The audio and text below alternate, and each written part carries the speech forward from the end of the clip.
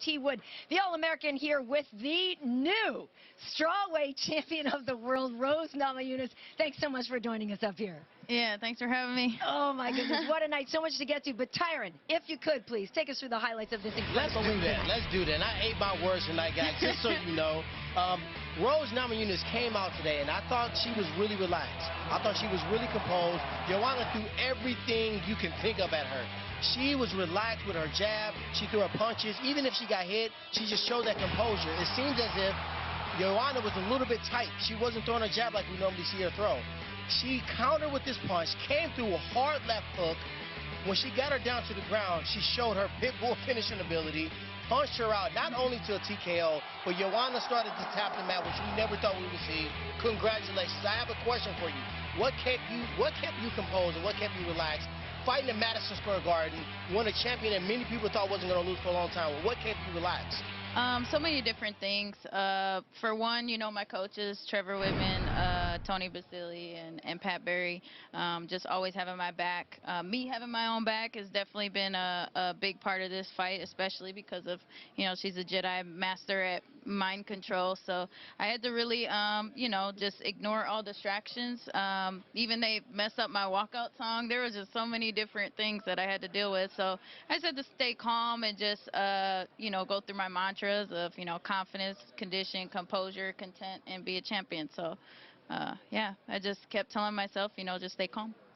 Rose, I don't think anyone ever questioned your skills, but sometimes maybe you weren't as calm and composed as you wanted to be in previous fights. Yeah. What was the difference? What do you attribute that to? Experience, time in, you know, 25 years old, now the champ versus 22. Oh, now she's just so old. Well, my first title fight was when I was 22 years old, so, and that was my first fight in the UFC, you know, so it was really intense, and I had everything is opposite leading up to this fight. You know, there's all these distractions. I got rid of a lot of distractions. You know, it was just toned down the social media a little bit, and not because I was trying to shy away from it, but I feel like right now, you know, there was just a lot of, you know, repetitive things that I didn't need necessarily to post, you know, like what am I drinking, what am I, you know, my workouts and this and that. But I think also, it was, I was doing my little mental warfare with Joanna as well, so, you know. You hit it with that Lord's Prayer. Definitely did. And I did it right when you were. I said, you know what, I'm going to start doing it every day. Lord's Prayer right now. Yeah.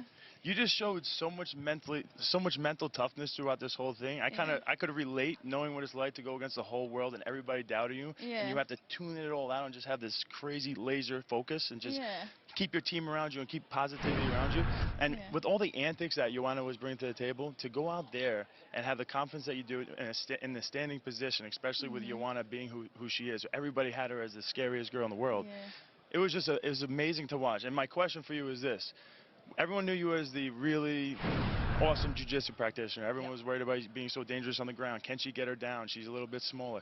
But to go out there and just stand up with her, what was the game plan? I think a lot of girls was so desperate to take her down that, you know, they would drain their energy immediately trying to take her down. And my game plan always going into every fight, no matter who I'm fighting, is punch them in the face, take their back, and choke them out. And if I can do it and get the job done before then, you know, I'll do that, but and the opportunity will present itself. You know, Rose, you mentioned this when you were on The Ultimate Fighter. Everybody kind of expected you to win, actually, at the end because you had done so well on the show. And now coming in here as an underdog, you just flipped the script on everybody. What did Trevor say to you after the fight? Because you all seemed so calm and composed, like, no big thing. Oh, yeah.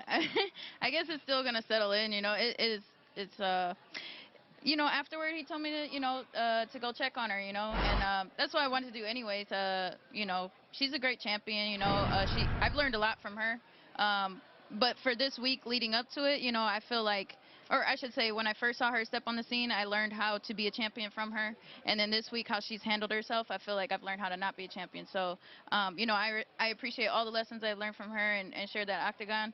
And I just, you know, I wanted to use that as an opportunity. I kept reminding myself the reason why I'm fighting, you know. If you have a good reason behind what you're doing, it gives you all the power. And, you know, I just want to bring back the real, you know, honor and respect in martial arts, you know, and not, you know, we're doing our entertaining in the cage, you know what I mean? Like, all this trash talking and stuff is great, and, you know, if that's what you got to do, that's what you got to do, but I want to try and set a different example or show that there's a different way.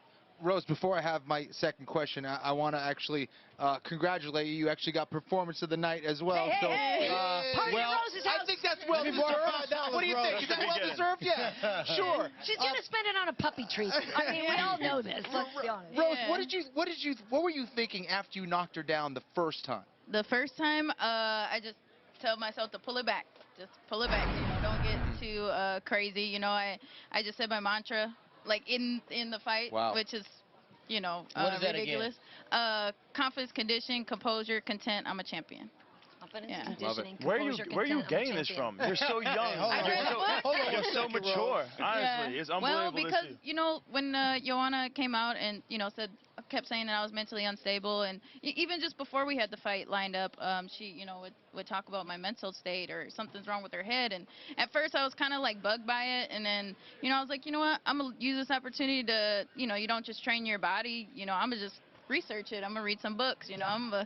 Just because I do have a history of mental illness in my family, and it's something that has torn my family apart. And so I wanted to try and get better at that. It's just like mental illness isn't just it's like if somebody has diabetes, you can still change your diet and do things to help combat that. So it's the same thing with mental illness. I think that people don't really understand it, and so I use this fight to really try and get my head around it. And I discovered at the end of the day we're all the same, and we're all I'm pretty normal. We're all the same, except some of us have a gold belt now, which of course again begs the question, what is next for you? A lot of people might argue that Joanna, having been such a dominant champion, should get an automatic rematch. But when we look at the women at the top of your division, you have some rematch potentials in there. You've got a lot of opportunities. What do you want to do next?